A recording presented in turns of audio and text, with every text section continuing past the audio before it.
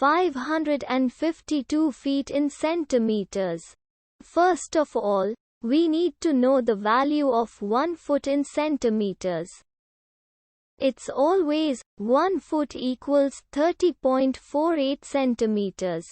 Now we have to multiply 30.48 by 552. Therefore, 552 feet times 30.48 centimeters equals 16,824.96 centimeters. So, in other words, 552 feet equals 16,824.96 centimeters. We hope you have enjoyed this video. Please like and subscribe to our channel for more videos like this.